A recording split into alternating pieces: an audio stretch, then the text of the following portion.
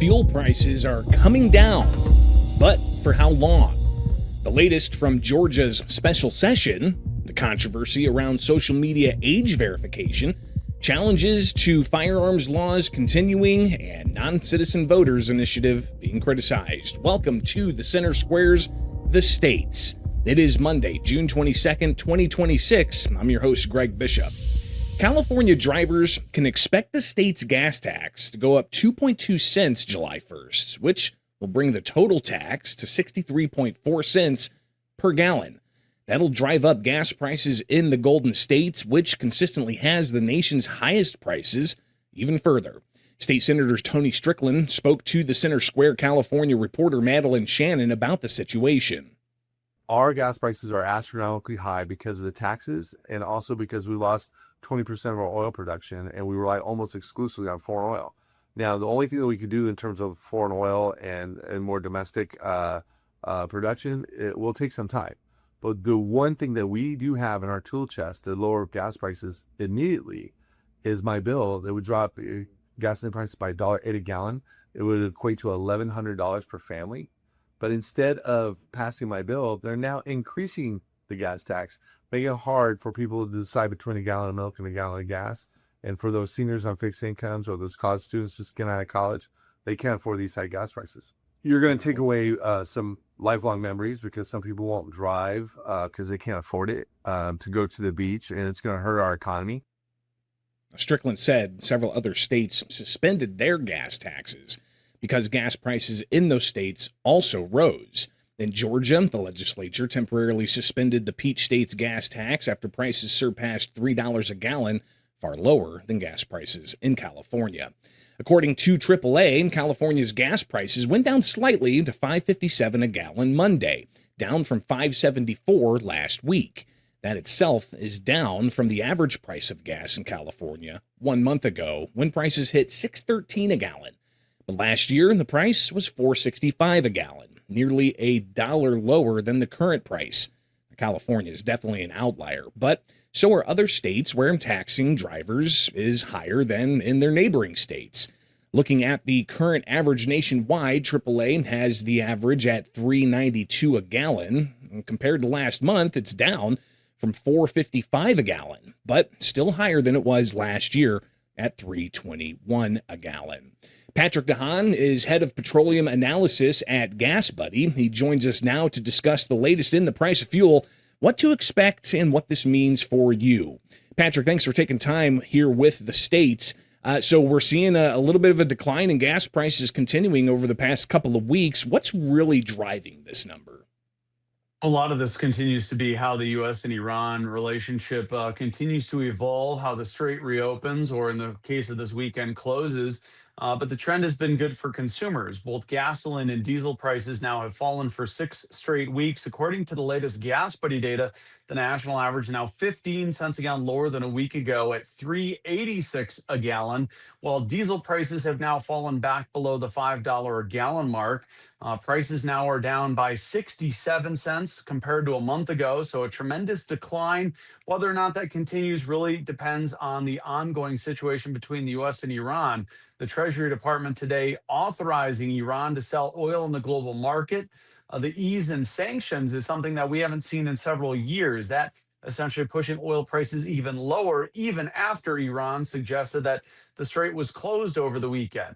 A barrel of West Texas Intermediate crude oil now at its lowest level since March at $74 a barrel, even as the Department of Energy reported today that the Strategic Petroleum Reserve fell to another 43-year low. So whether or not we go up or down the road continues to be contingent on what the status of the strait is. While there was some disagreement over the weekend that caused Iran to close it, it does look like a couple of vessels are now starting to move again through that strait. Patrick, why is a area of flow of international goods halfway around the world impacting U.S. oil as much as it is? I mean, from what I hear is we've got a lot of, natural resources in the United States that we can tap into. How come the Strait of Hormuz is such a player in this? Well, the Strait of Hormuz is the waterway that sees generally a fifth of the daily amount of oil flowing through it. And now, with the better part of 4 months that strait being closed, the world has lost out on over a billion barrels of oil that would have flown through the or flowed through the Strait of Hormuz. So, collectively, global oil inventories have plummeted as the U.S. is now becoming a frequent choice of countries that can no longer get oil from the Middle East. More U.S. crude oil, including our strategic reserves, are flowing overseas. And that drop in our supply is sending our prices up, although not now for the time being, but it has in recent weeks. The other thing that's developed is that China has nearly cut its imports in half. That's been a big part of why oil prices have started to recede. Because while some oil is making it around the strait through the Saudi Arabian East West pipeline, demand has also dropped through China's reduction in imports. Looking at some of these maps as we opened talking about California's gas tax, essentially making it bright red on AAA's map across the country, having the highest gas taxes and the highest gas prices. And then you see some other states that are, having $3 a gallon. Talk about that difference across the country, especially with the summer driving season and people looking to take road trips and vacations. How much are they going to see sticker shock going from one state like California to another, or like in the instance of the Midwest, you've got Illinois with the highest in the Midwest when it comes to gas taxes. You go across the border in Missouri, you're paying 40 plus cents less per gallon. A lot of this does, as you mentioned, have to do with not only state gasoline taxes. Some states, like Indiana, have waived both of their gasoline taxes, creating some stations in Indiana at sub $3 levels. In fact, Indiana, the cheapest state, simply because it's waiving its gasoline taxes. California, on the other hand, with a significant amount of environmental programs like the Air Resources Board, a cap and trade program, or now a cap and invest program, along with the low carbon fuel standard, along with different blends of gasoline that are required in California, along with the highest state gasoline taxes, creates this environment where California prices are much higher. California, through its amount of rules and regulations, has created somewhat of a closed market system that's less competitive because it's less open because of the amount of rules and regulations. So, motorists hitting the road for July 4 would be well advised to have an app like GasBuddy or using Google Maps because, to your point, gas prices vary drastically state to state and even region to region. The West Coast, home to some of the highest prices, whereas the Gulf states, with their relatively low taxes and proximity to infrastructure, are paying some of the lowest prices. Patrick, obviously the tax implication there going from state to state's an interesting one. But you've also got policies, as you laid out in California and some other states, that they're looking to steer away from using natural resources.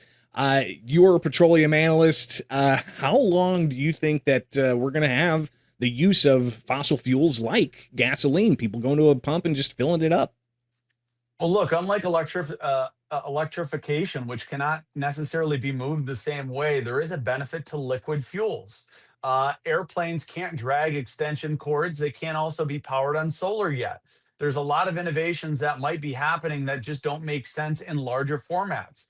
For all the talk of electric trucks, carrying all that extra weight certainly is a game changer, and that's why you still haven't seen really electric trucks take the mainstay. So liquid fuels, in my experience, are probably still going to be around 50 and 100 years from now because there are some unique problems that not all electric vehicles can solve, and there's still some technologies that can't replace liquid fuels and their ability to be transported readily across the country or across the world as well. So I think some of these forms of fuel, like gasoline, diesel, and jet fuel, they still will be around decades from now. And then finally, just to kind of reiterate where we're at with the fuel prices coming down bit by bit, is this trend going to stick, or are we going to see kind of that whipsaw roller coaster heading all throughout summer?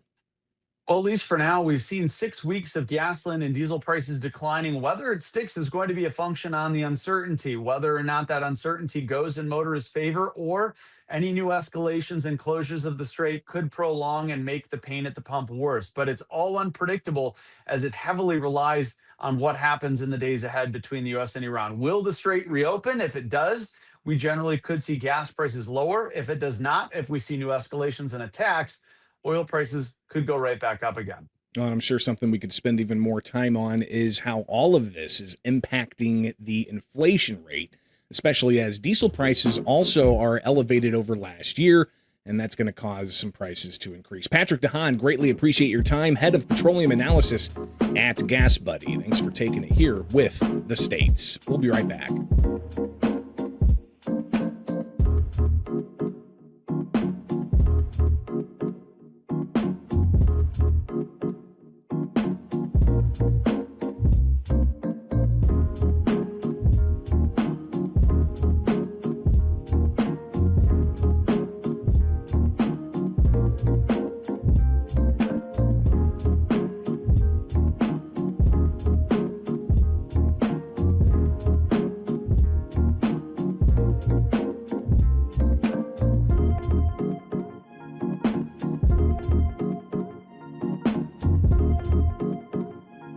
Well, as we talked about fuel prices with Patrick DeHaan of GasBuddy, you've got Georgia lawmakers uniting to approve another extension, this time 2 weeks, for that fuel tax moratorium in an early Saturday session vote of 161 to nothing. Governor Brian Kemp in Georgia called for a state of emergency back in May as gas prices hovered over $4 a gallon due to the conflict in Iran. But there is other action to talk about from over the weekend in Georgia. Georgia House Democrats defeated legislation that would have allowed Georgia cities and counties to use a penny sales tax for property tax relief. Now, property taxes increased by more than 50% in some Georgia counties, and that's according to Bon Air Republican State Representative Shaw Blockman. Now, the Center Square Associate Editor Kim Jarrett reports Senate Bill 33 requires the General Assembly to approve local legislation before cities and counties can ask you, the voters, to approve a penny tax on the November ballot. Now, the final vote on that move would impact more than 80 local referendums presented on the House Saturday morning was 95 to 67. Blackman, he named 3 counties in which the penny tax would bring in millions to offset property taxes. In Floyd County, they would bring in $20 million annually. Forsyth, $60 million to $70 million. And in Gwinnett, $250 million. He called out the opposing party for their votes. Republicans have continued to offer opportunities at relief, and sadly, Democrats have now twice blocked and denied their own voters across this state a chance at meaningful tax relief. We still have a chance to get this right. Now, Atlanta Democrat State Representative Tanya Miller, she said that this has been a bait and switch. The no vote today is a vote for no new taxes, no taxes on diapers, no taxes on baby formula, no taxes on household goods, no taxes on the things that working families rely on and need to survive in their daily lives, no taxes on school supplies, no taxes on school clothes. We are down here fighting for the affordability of life for the people in Georgia, and we will not, under the pressure of this special session, allow Republicans to come down here with a bait and switch, with a new sales tax for you. Now, the issue is nonpartisan, according to Republican Georgia State Representative Chase Cannon out of Moultrie.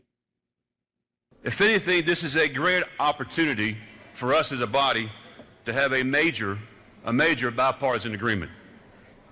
And I think it'd be great for all of us to take credit for solving an issue that impacts so many Georgians in this state. We've heard from people all over the state telling us in one form or another that property tax is one of their very top concerns, if not their very number one concern. We've heard from people who have paid taxes for years and years on their homes, and now they're in fear of losing them. Why? Because they can't afford another year of property tax to pay on a house they've lived in for decades that's generating absolutely zero revenue. Now, the House is set to consider those bills again today as they continue with their special session. Meanwhile, in the other chamber Saturday, in the Georgia Senate, Jarrett reports Democrats echoed their House counterparts, opposing bills that would address the state's voting system and local sales taxes for property tax relief. Now, the measure, as presented to the full body, included a new amendment requiring hand recounts of the top 2 races in an election. Democrats had already opposed the bill in committee, saying it did not guarantee that their party would have a seat on a commission that would create the new voting system. They also rejected the amendment. Senate Minority Leader Kim Jackson said the amendment would burden the state's 159 counties, and she used Fulton County, the state's largest county, and this year's general election as examples. If this amendment were to pass, Fulton County will have to hire a ton of people to come in and hand count every ballot for both the Senate, U.S. Senate race and the gubernatorial race. And it's not just Fulton County. You all always talk about Fulton County. We're always waiting on Fulton County to get their stuff together. Well, now you are ensuring that Fulton County cannot certify their election results for days. A party that talks about being a conservative party is adding an incredible amount of expense on top of every single county by requiring them to have to hand count these ballots. Now, Jackson continued her criticism later in her debates, calling the process a, quote, sham and a waste of taxpayer dollars. And this is only going to be continued to be a further sham by wasting taxpayer dollars, by passing something that we know is unconstitutional because it exists outside of the governor's proclamation. And then you're going to force us to have to make decisions about a process that we never were included in the first place. Now, the bill creates a 9-member committee to recommend a new voting system. It also extends the deadline for Senate Bill 189 from July 1st to January 1st of 2028. Now, the General Assembly passed the bill in 2024 but did not fund or create an alternative method for counting ballots. The bills also expand the number of races for post-election audits. The governor's call for a special session says that it is to address issues created by the July 1st, 2026 effective date for the changes that were found in Senate Bill 189. Now, senators in Georgia passed the bill 33-19 along party lines. It goes to the House Governmental Affairs Committee, which will hear it today. A full House vote could happen as early as this afternoon if the committee advances it. Meanwhile, Senate Democrats also voted against local legislation that would allow more than 80 cities and counties to ask their voters to approve a penny sales tax, as we discussed earlier. In the House, Augusta Democrat Harold Jones II in the Senate, he said the sales tax proposal shows that Democrats and Republicans have 2 different visions of Georgia. So there are 2 different visions of the state. One is one that wants to help everybody, and one is one that wants to help small elites. And the vision of the state that wants to help everybody is the one that actually won out in the primary. And that's the one, that the vision that's going to continue to win out and will win out come November. So there are 2 different visions. One actually wants to increase those sales taxes, and people go to the grocery store, and it does add up quite a bit. And one that actually says we're going to help people. We're actually going to provide things for them, as we should, and not just provide for those who have. We want to make sure that everybody participates in our economy. The bills needed a 2/3 votes of the Senate to pass and failed twice. First in a consent calendar votes that includes all the bills, and then in attempts to pass them individually. The chamber considered 3 of the individual bills before adjourning after all 3 failed. Now, the bills were also rejected by House Democrats, as we talked earlier, and the House convening today. And be sure to get the latest what's going on in Georgia with that special session by getting the newsletter free from thecentersquare.com. And also like and subscribe here on YouTube for updates. We'll be right back with more from the States.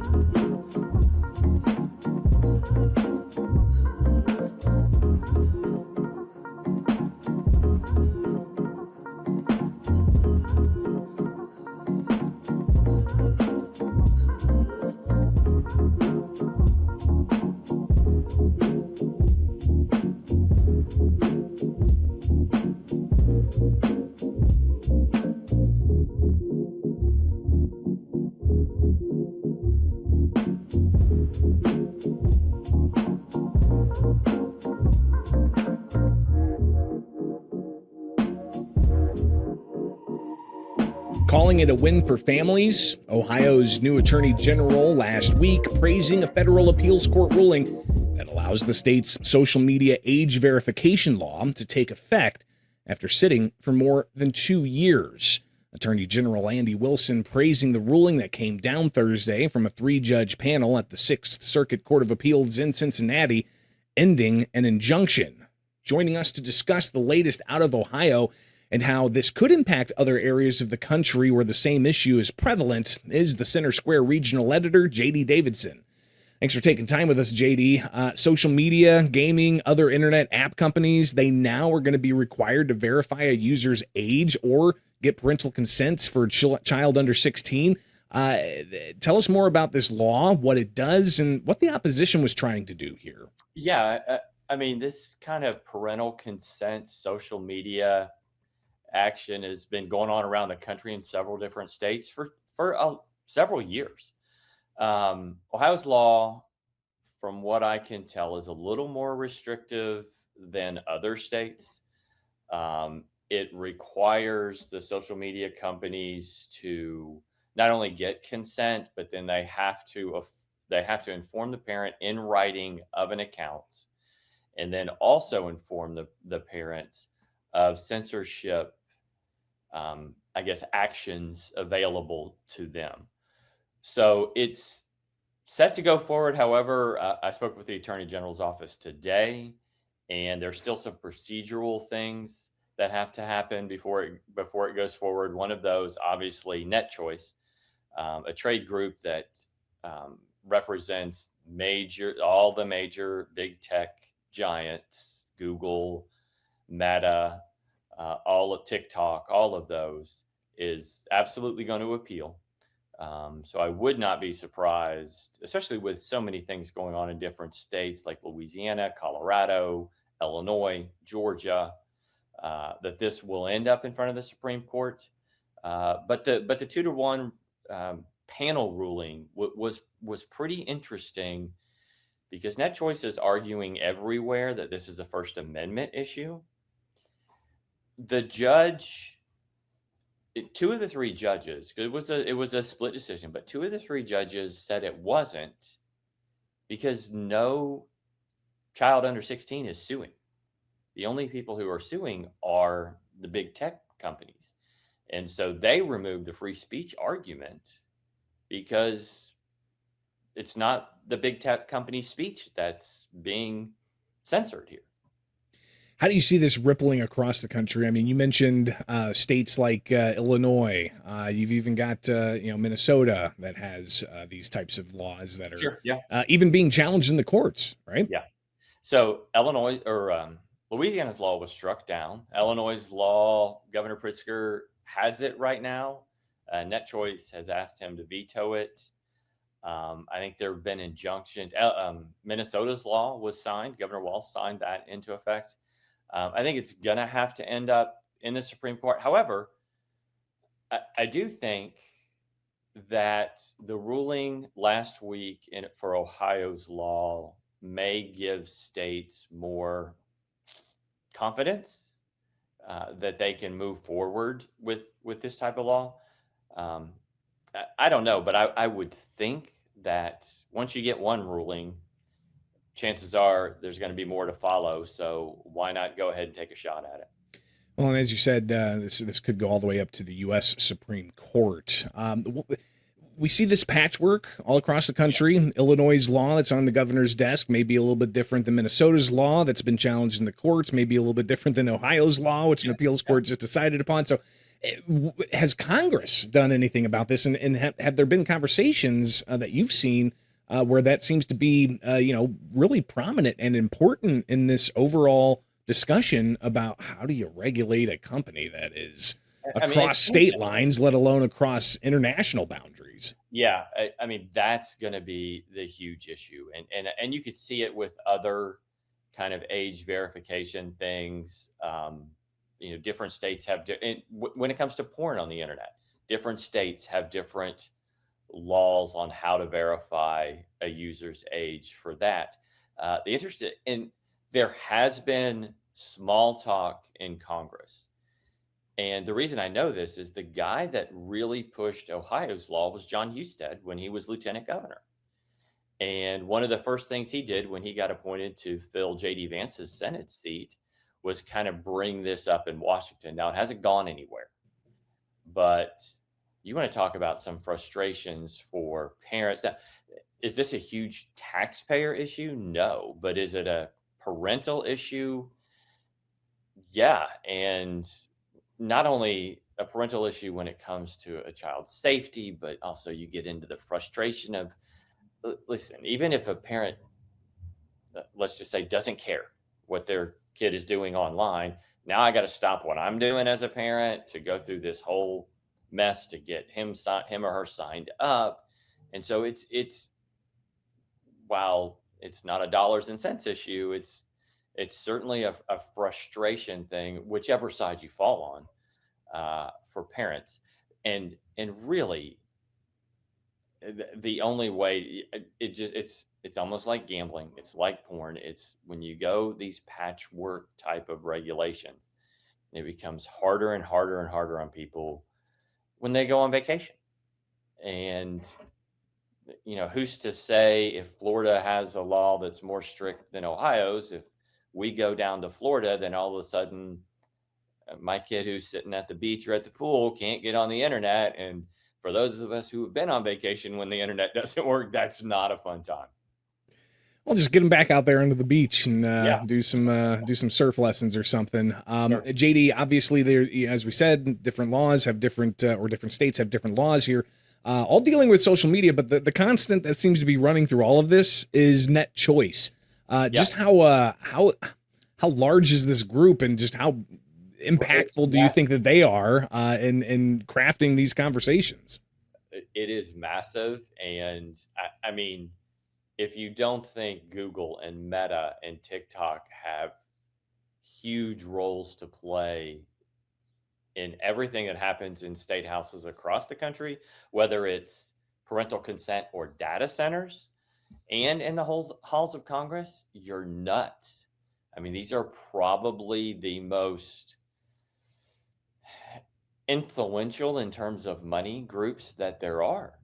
So they're going to push hard for this. I had never heard of net choice until they filed suit to stop Ohio's law 2 years ago. And now it's becoming as popular or as noticeable as Facebook is now. I mean, they are everywhere, and they're going to fight. And I mean, they will fight every law that comes that restricts access to those platforms, because let's face it, every click, every eyeball are dollars and cents for those companies. Well, as you said in the Ohio case, the issue of whether this was a First Amendment issue seems to have been batted down by the appeals court. But in the Minnesota case, Net Choice arguing that the law is an attack on free speech. Right. So we'll see. It argued that in Illinois, and it argued that in Louisiana. I thought it was interesting that this, and there were two opinions written, and both of them said, listen, you don't have somebody who was claiming their speech is being curtailed in this lawsuit. All you're saying is they might be, or we're representing these people, and no, you're not. Now, what I initially thought, and I still think, is what if they come back with a 14-year-old that says, yep, I'm going to sue now as a 14-year-old, and Net Choice is going to represent them. And we see that happening with a lot of different groups across the country, whether it's a kid wants to wear a particular shirt in school or something like that. Or even wants to carry a firearm between the age of 18 and 20. No question. There's plaintiff in that instead of Google, instead of Facebook.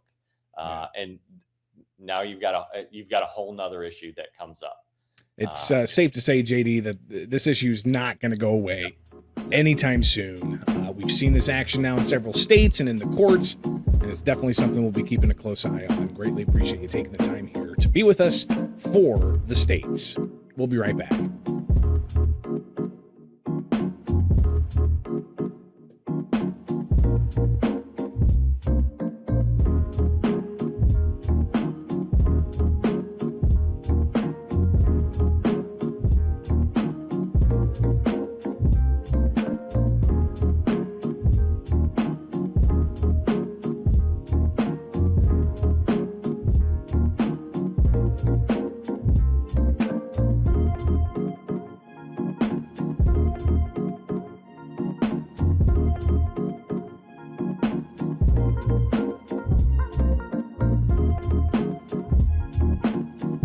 Well, a slew of lawsuits where plaintiffs have asked the U.S. Supreme Court to review and rule on their challenges to gun laws have been relisted.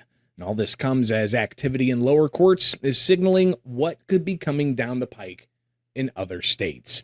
Welcome back to the States. I'm your host, Greg Bishop. Be sure to like, subscribe, and hit that notification bell for the latest.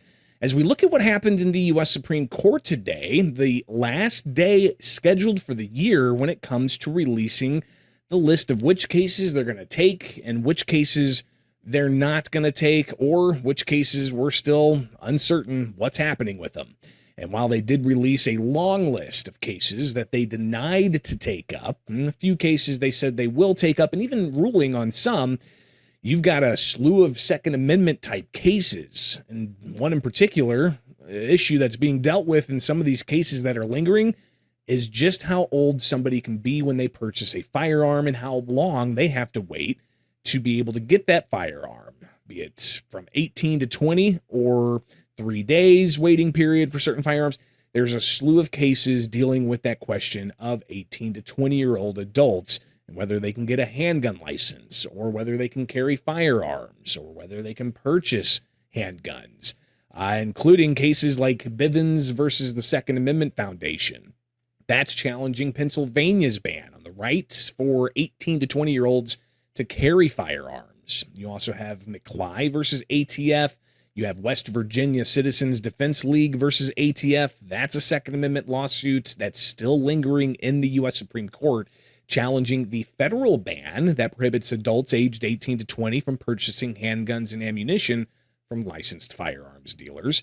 You also have Pecan versus United States, another challenge to laws restricting 18 to 20-year-old adults from getting handgun licenses and carrying firearms.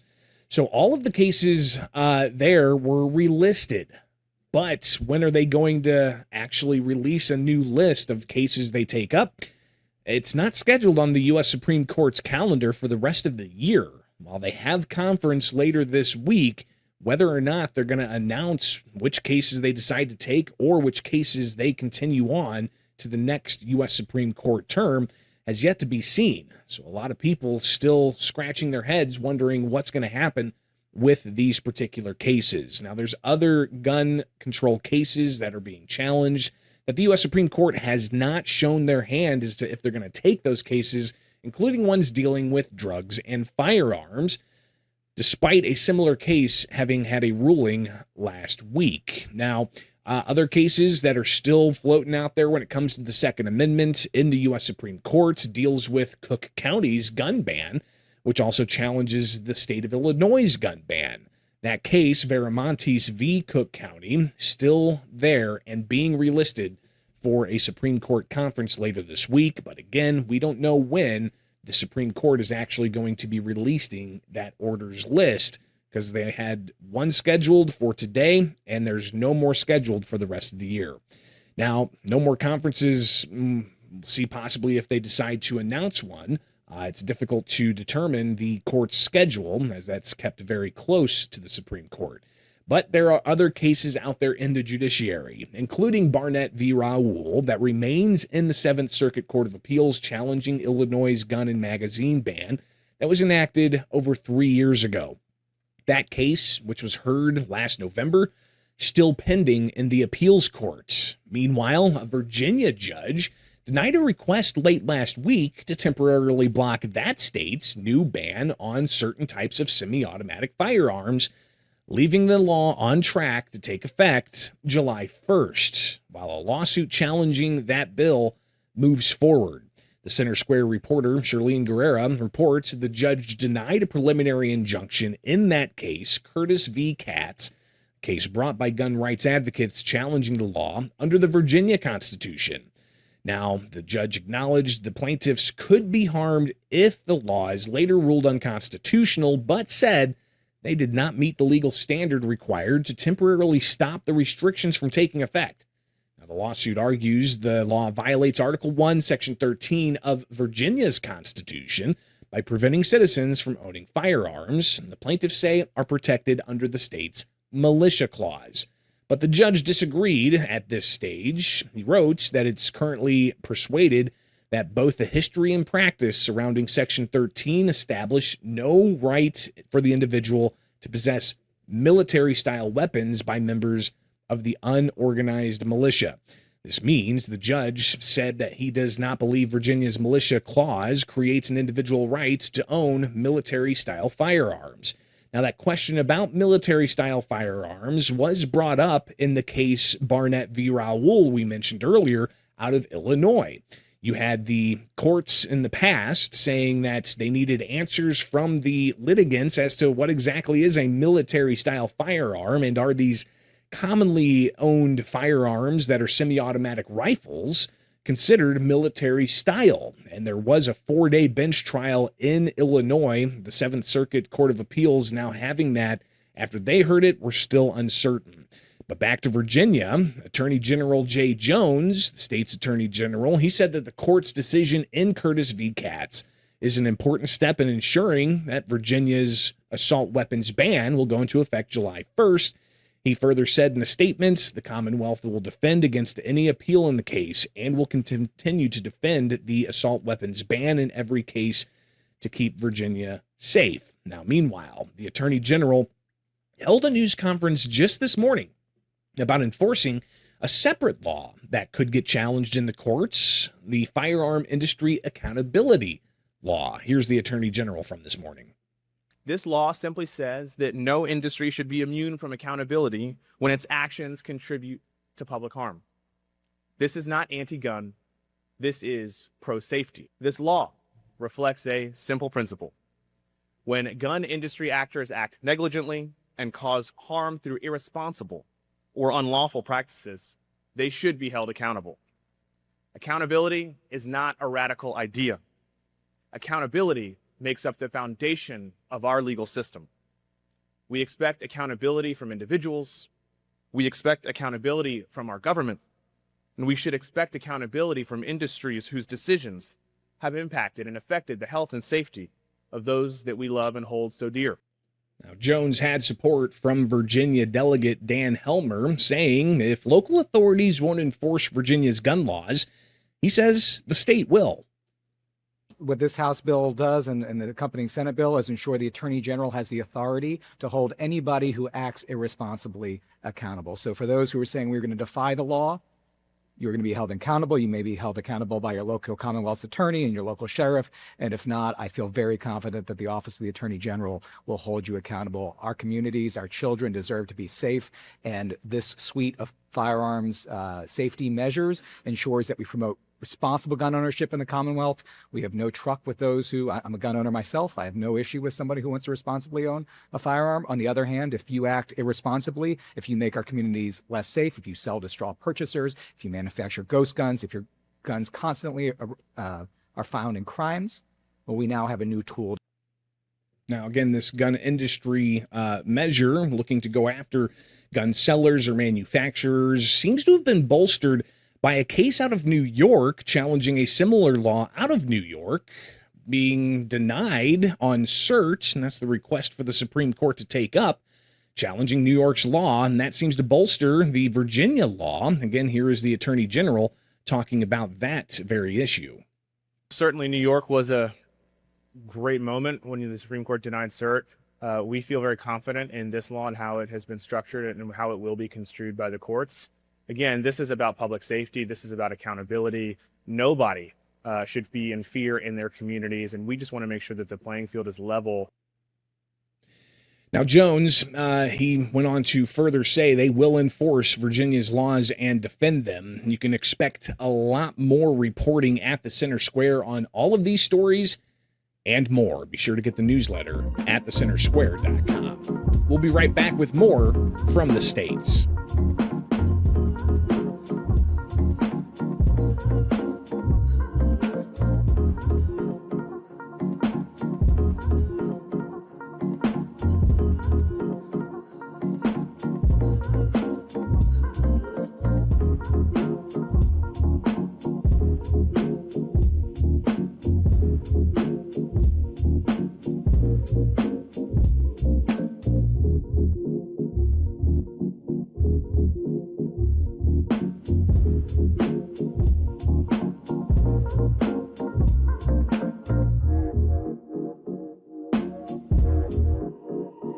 And welcome back to the States. Now it's time for America's Talking, with headlines from across the country that you can find in the description below or in your inbox with the Center Square newsletter, free at thecentersquare.com.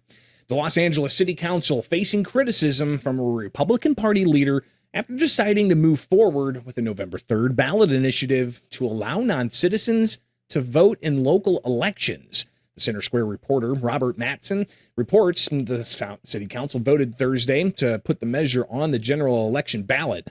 Los Angeles County Republican Party Chair Roxanne Hogue told the Center Square the vote by the LA City Council, the body that cannot keep its streets clean of filth, save the lives of broken drug addicts, souls in encampments, fight fires, or stop crime, is an affront to all Americans. Hogue, who's from Jamaica, said she believes the right to vote is a privilege reserved for American citizens.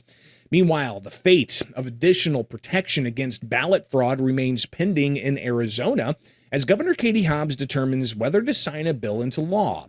The Center Square contributor Zachary Schmidt reports the Arizona legislature passing Senate Bill 1057 along partisan lines, which will add at least 3 anti-fraud countermeasures to ballots, such as watermarks, customized holograms, and forensic ink technology. Republicans who control both houses of the legislature but lack enough seats to override the Democratic governor's vetoes voted for the legislation. Republican State Senator Mark Fincham, the bill's sponsor, told the Center Square that if Arizona is going to protect the franchise of every legitimate American voter, then it needs to have a robust fraud countermeasure program to go on the ballots. Louisiana regulators approved another extension of Magnolia Water Utility Operating Company's rate-setting plan, but paired the decision with a new investigative audit into the company's broader business practices after customers described steep bills, poor service, and murky communication. The Center Square reporter Nolan McKendry reports commissioners ultimately sided with administrative law judges' recommendations to approve the extension, but added a separate review of Magnolia's billing, customer service, and acquisition practices. The audit could also include outside consultants and an engineering review of the company's systems, giving regulators a closer look at whether Magnolia's claimed investment lines up with the conditions of its water and wastewater infrastructure. And property tax reappraisals will have a 1-year moratorium in North Carolina. The Center Square managing editor Alan Wooten reports first-time Democratic Governor Josh Stein late Friday afternoon added his signature to the property tax reappraisal moratorium known as Senate Bill 889. Now, the measure stops property tax reevaluation changing through the states this year and allows them to happen instead in 2027. Now, only a portion of the state's 100 counties are impacted. The governor also signed the UNC Omnibus and Capital Contracting Law changes, known as House Bill 1123, while the property tax bill was on its 9th of a 10-day window for action. The other legislation arrived Thursday. And that's just some of what you can find at thecentersquare.com. All right, from my studios here in Central Illinois, greatly appreciate you joining us. I'm Greg Bishop. You can join us back here for more tomorrow for stories impacting you, the taxpayer, from all around the country, only with the states, powered by the Center Square.